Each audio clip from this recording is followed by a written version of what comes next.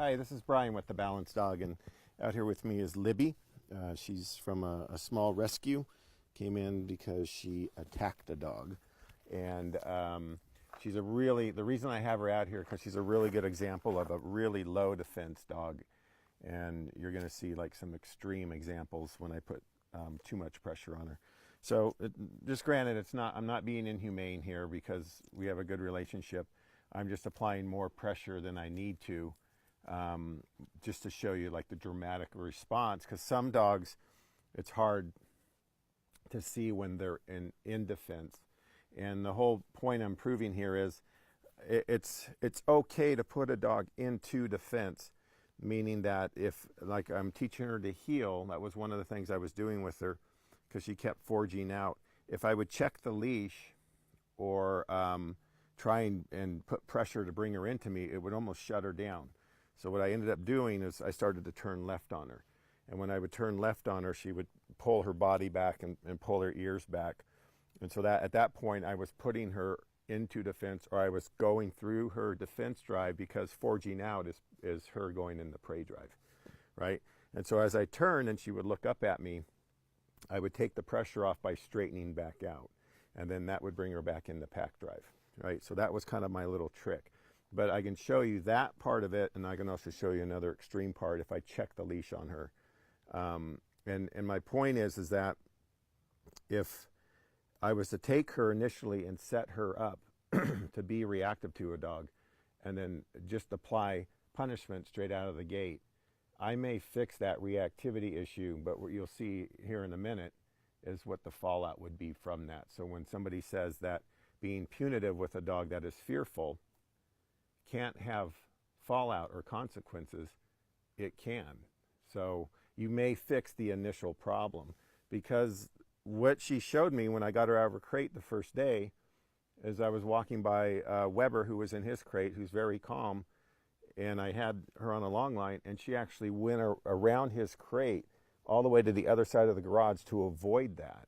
So right there, that's clue one, where she comes from. Either it's lack of socialization or just not confident around dogs. And the other thing is that when she would get in close to a dog, she would stiffen up.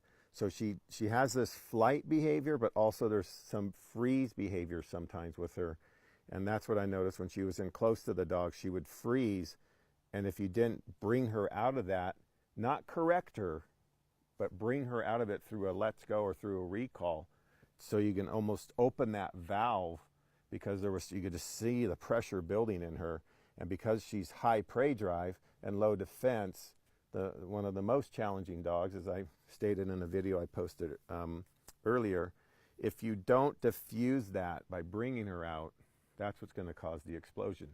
If you go ahead and correct that, whether it's an e-call or whether it's a prong or a martingale or something, you're gonna have this completely other adverse effect from that.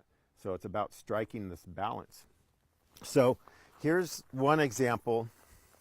When I was working on her heel, see, this is where, let's go, here.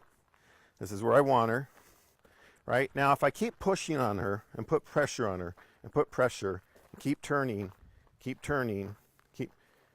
right there. See, she's trying to escape that pressure to go that way into flight.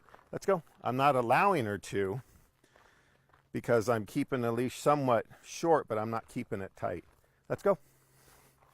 Now, if I was to put this into the equation, leave it, and stand over her this way, that leash check and me standing in has put her into defense.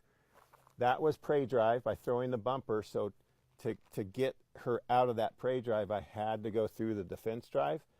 I didn't need to be this strong about it, right? So you can see that if she was being reactive to a dog and I did the same thing, I may stop that behavior, just like I stopped her from chasing the bumper. But if I continue to repeat the process of being punitive at a high measure, I'm just going to have a shut down dog when she's around dogs, right?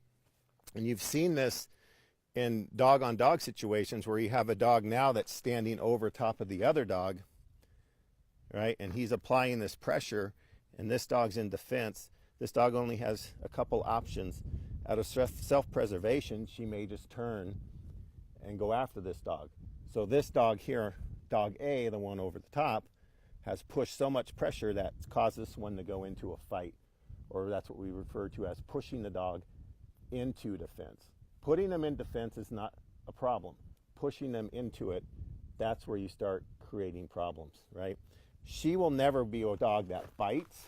She doesn't have that fight, that high fight behavior in her. She's just gonna do this, shut down, or if she can, she'll get away, right? So to bring her out of this, I'm just gonna ask her to come along and let's go. And it's gonna take her a little bit to shake off, because that was a pretty harsh correction. I haven't been that harsh on her except for initially when she came in. Let's go. Let's go. Good girl. See, just moving towards her with that strong, she'll do it again. This can be an appeasement behavior as well. Some people would, title it as that. I'm just saying that she is in defense right now. I'm bringing her out of it by either doing a recall or let's go. Libby, good girl. Place. Place. Good. Sit. Right. And this is another good way to bring her back in. Right. So that was just, I wanted to come out and kind of show you that example because it's very extreme. Come here, kiddo. But sometimes when I'm working a dog and I put him into defense by either turning into him left like that, it's hard to see, especially on video, and especially if I'm kind of far away from the camera. So this was thank you for being a prime example. And you can see she's totally over it and she's totally fine. She's not traumatized. But my point is, if you don't take the time to get to know a dog and let them show you who they are. The perfect example was in the garage. If I just had her on a short leash, she may have been reactive to that dog because she couldn't go into the flight. She couldn't avoid that dog, right? And so again, that's clue one. Clue two, when she got in proximity to a dog and she just stiffened, there was no movement of the head and the nose, so there wasn't any sort of scenting on that dog. It was just more of this steady, right? So that to me is a mixture of flight and freeze, which makes her even trickier. So again, to resolve that, when she's around my dogs and she gets that way, she's on the e-collar, I just tap her and say, let's go, or tap her and say, Lily, and I recall her out of it. And now she's going in more and more and pulling herself out if she starts to feel a little bit nervous, but they started playing with her and stuff this morning. So, and then we got to control the play and don't let that get too excited, because again, if she gets really revved up and overly excited, she can flip and she can go in and attack. So that's why those high prey drive, low defense dogs are just a real challenging dog, and they take a little bit of finessing and a lot of patience, and just get them out on the long line and unwind them and get to know who they are. They'll show you who they are if you give them the opportunity. It's not a race to the finish to correct the behavior, because you can see if you take that approach with her, you're going to create this dog that is not going to be a happy dog. She may not be reactive, but she won't be happy. So, all right. Well, I hope that helps. And we're out of here. Lily, let's go. Come on, Lily. Ready? Place.